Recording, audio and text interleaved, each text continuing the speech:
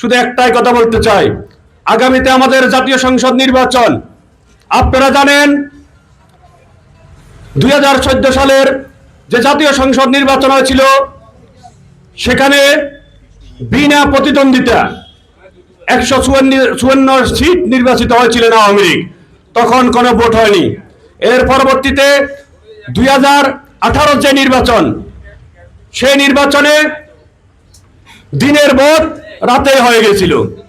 এর পরবর্তী যে নির্বাচন 2024, সেই নির্বাচন ছিল আরেকটি ফাতানো নির্বাচন, আমি আর ডামি নির্বাচন।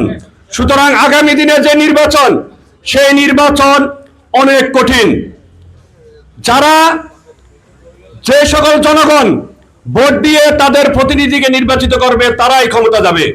সুতরাং আমাদেরকে, আমাদের যুবদলকে, যুবদলের প্রত্যেকটা কর্মীকে, প্রত্যেকটা ঘরে ঘরে, প্রত্যেকটা সমাজে, প্রত্যেকটা বাড়িতে গিয়ে গিয়ে আমাদের আগামী রাষ্ট্রনায়ক তারেক রহমানের যে 31 দফা রাষ্ট্র মেরামতের যে দিক নির্দেশনা, সেটা আমাদের প্রত্যেকটা ঘরে ঘরে পৌঁছে দিতে হবে।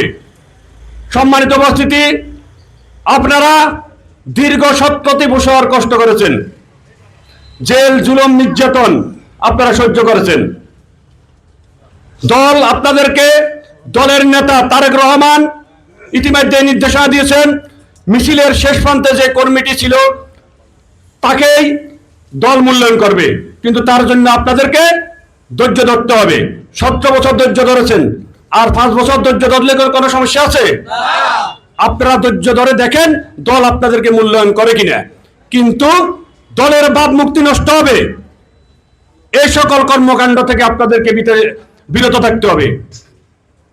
মাদকাসক্ত, মাদক বিক্রেতা, সন্ত্রাসী, চাঁদাবাজ, এই সকল কোন কর্মী আমাদের সদস্য পূরণ করতে পারবে না। আমাদেরকে সমাজের যে সকল ভালো লোক, সমাজ আমাদেরকে গ্রহণ করবে, সেই সকল লোককে আমাদের এই প্রক্রিয়া আনতে হবে। এজন্য আপনাদেরকে কঠোরভাবে কাজ করতে হবে। আপনারা অনেক কষ্ট করেছেন এই দলের জন্য, একজনের জন্য দল ক্ষতিগ্রস্ত হোক, এটা কি আপনি চান? আপনারা কি চান? আপনি অনেক নির্যাতিত, অনেক কষ্ট করেছেন, কিন্তু আপনার জন্য আপনার ভোট নষ্ট হোক, এটা কি আপনি চান? আপনার অনেক শ্রমঘাম, কিন্তু আপনার একটা কাজের জন্য আমাদের যদি দল ক্ষতিগ্রস্ত হয় তাহলে কিন্তু আগামীতে বিপদে পড়বে। আপনারা জানেন ইতিমধ্যেই একটি দল জান্নাতের টিকিট বিক্রি করতেছে, তারা মানুষকে ভুল ব্যাখ্যা দিতেছে। তারা হিন্দুদের বাড়িতে গিয়ে হিন্দুদেরকে কিভাবে তারা বেচতে নিবে, এগুলো মানুষের কাছে তুলে ধরতে হবে। শহীদ জিয়ার 19 দফা, তারেক রহমানের 31 দফা, এটা প্রত্যেকটা ঘরে ঘরে পৌঁছে দিতে হবে। মনে রাখতে হবে, ব্যক্তির চেয়ে দল বড়, দলের চেয়ে দেশ বড়। আপনার দলকে আগে টিকাতে হবে, দলকে শক্তিশালী করতে হবে। আর দলকে শক্তিশালীর মূল হচ্ছেন আপনারা তৃণমূল।